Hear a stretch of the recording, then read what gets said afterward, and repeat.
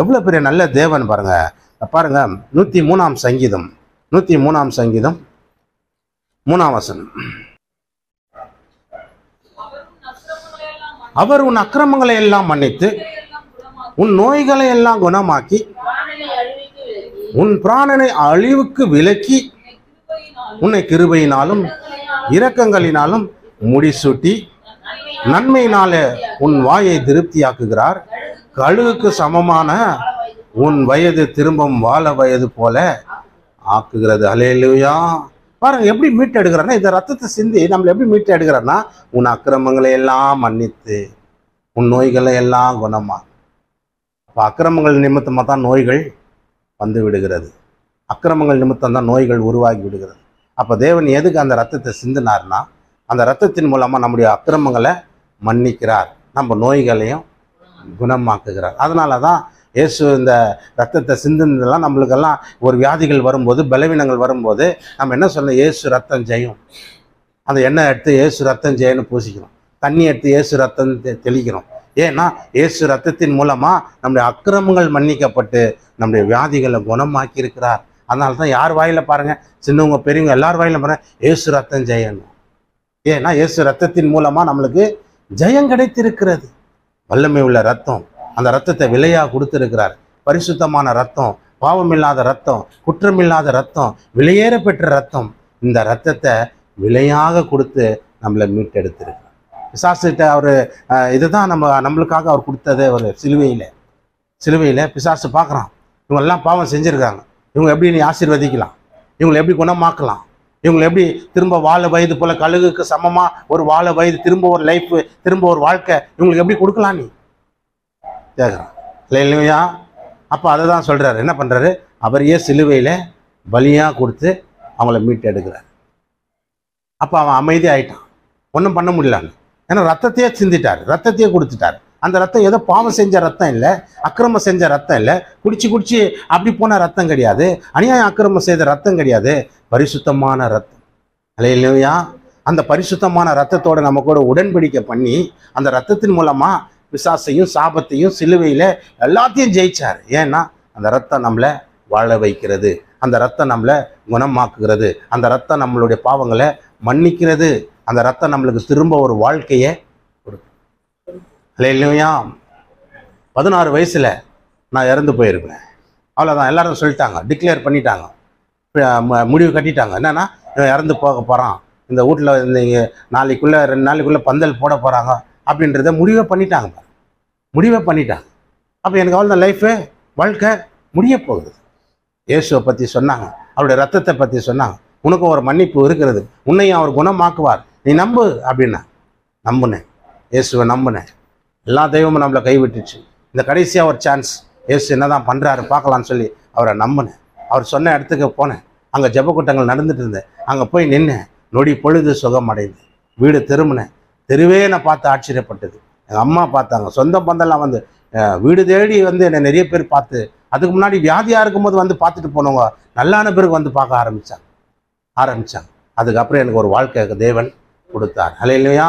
இதுதான் கழுகுக்கு சமமான உன் வயது திரும்ப வாழ வயதாக மாறினாரு. இதுதான் பாருங்க, 16 வயசில் முடிய போது என் வாழ்க்கைன்ட்டாங்க. ஆனால் அதுக்கப்புறம் இன்னைக்கு இவ்வளோ வயசு வரைக்கும் வாழ்ந்து வருகிறோம்னா அதுதான் தேவன் கழுகுக்கு சமமாக நம்ம வயதை திரும்பவும் அதை ரீப்ளேஸ்மெண்ட் பண்ணுற மாதிரி, அதை ரிப்ரெஷ் பண்ணுற மாதிரி, அதை தேவன் நம்மளுக்கு அப்படியே அந்த வாழ்க்கையை திரும்ப மாற்றி கொடுக்குறாரு. ரொம்ப நாள் இல்லையா? எப்போ செத்து போக வேண்டிய ஆள் சார் நான், எப்போவோ ஆக்சிடென்ட்டில் சாக வேண்டியது ஆள் சார் நான், எப்போவோ வியாதியில் சாக வேண்டியது சார், எப்போவோ பிசாசு என்னை போட்டு அமுக்கியிருப்பான் சார், இதெல்லாம் எத்தனையோ பேர் சாட்சி சொல்லியிருக்கு. அதுக்கு பின்னால் அவங்களுக்கு ஒரு வாழ்க்கை தேவன் கொடுத்துரு. காரணம்னா இந்த வசனத்தான், அவர் உன் அக்கிரமங்களை எல்லாம் மன்னித்து உன் நோய்களை குணமாக்கி உன் பிராணனை அழிவுக்கு விலக்கி மீட்டு உன்னை கிருபையினாலும் இரக்கங்களினாலும் உனக்கு ஒரு முடிசூட்டி நன்மையினாலே உன் வாயை திருப்தியாக்கி கழுகுக்கு சமமான உன் வயது திரும்ப வாழ வயது போல ஆக்குறார். தான் நம்ம வாயை நன்மையினால நிரப்பிட்டார். எல்லாருக்கிட்டையும் சொல்கிறேன், எப்படி இருக்கிறீங்க? நல்லா இருக்கிறேன் சார், ஆண்டவர் கிருபையினால, இயேசுவின் அருளால் நல்லா இருக்கிறேன் சார். ஏன்? நம்ம நல்லா ஆக்கிட்டார். அல்லேலூயா. நல்லா ஆக்கிட்டார், நம்மளை நல்லா வச்சிருக்கிறார், நல்லா ஆசீர்வதிக்கப்பட்டு நம்மளுக்கு ஒரு நிம்மதியை கொடுத்துருக்கிறார். இல்லைன்னா எப்போ நிம்மதி எழுந்து செத்து போயிருப்போம், எப்போவோ ஏதோ தற்கொலை பண்ணியிருப்போம், எப்போவோ ஏதோ ஒன்று பண்ணிட்டு இல்லை எங்கேயாவது ஒன்று போயிருப்போம். நிம்மதி இழந்து கடவுள் நம்மளை இன்னைக்கு நல்லா வச்சு. காரணம் என்ன?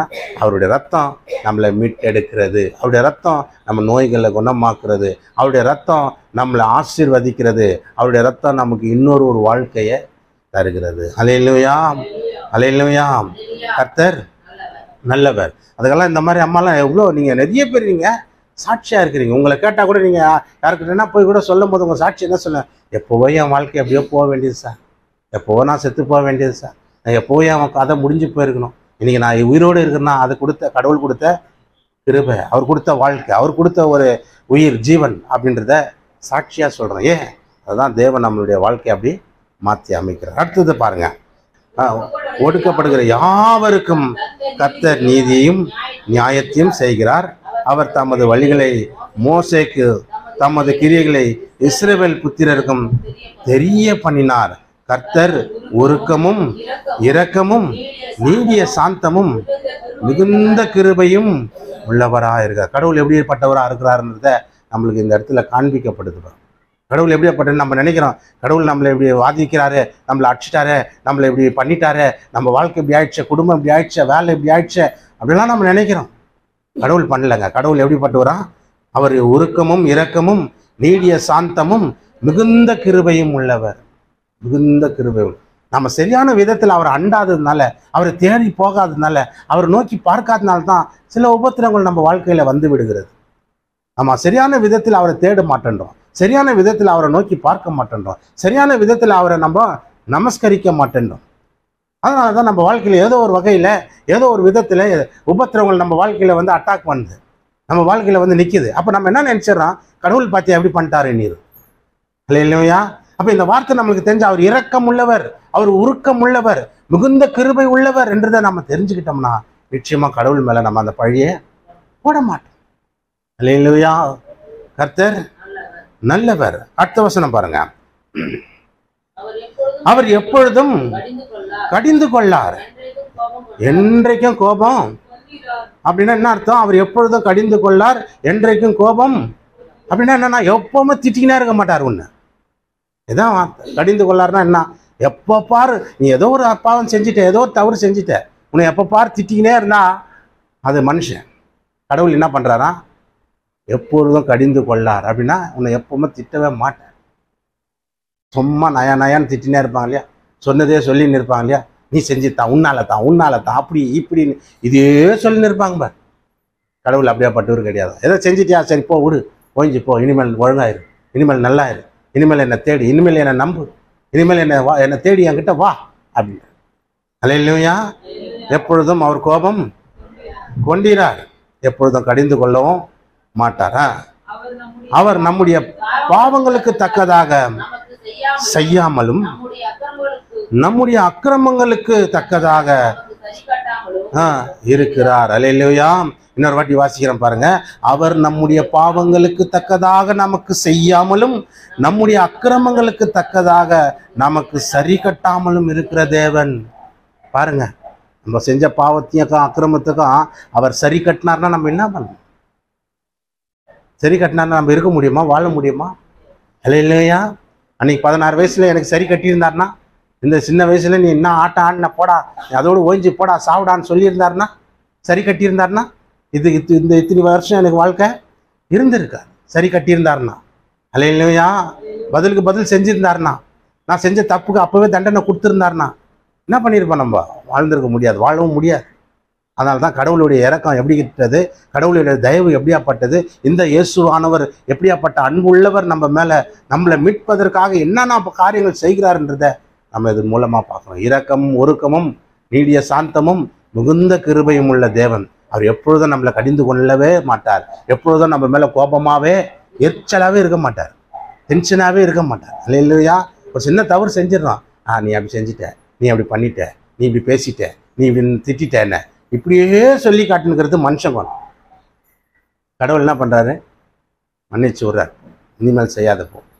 அவருடைய குணங்கள் எப்படி என்பதை நம்ம தெரிந்து கொள்ள வேண்டும். ஏன் அவர் ரத்தத்தை சிந்தினார்னா, இவன் ரத்தத்தை சிந்தி ப்ரூவ் பண்ணுறார். இன்னும் நான் என்ன செய்யணும் உனக்காக? உன் மேலே இரக்கம் உள்ளவர்ன்றேன், உனக்கு புரியல. உன் மேலே தயவு காட்டுறேன், உனக்கு புரியல. உன் மேலே கிருபையாக இருக்கிற, உனக்கு புரியல.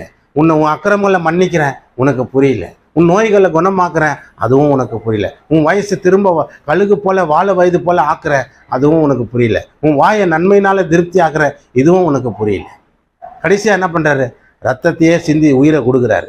இப்போ தான் மனுஷனுக்கு புரியுது, ஓஹோ அவர் இவ்வளோ பெரிய அன்புள்ளவர், ரத்தத்தையே சிந்திட்டார்னா உண்மையிலே அவருடைய அன்பு உண்மையான அன்பு என்பதை பாருங்க. அடுத்த வசனம் பாருங்க.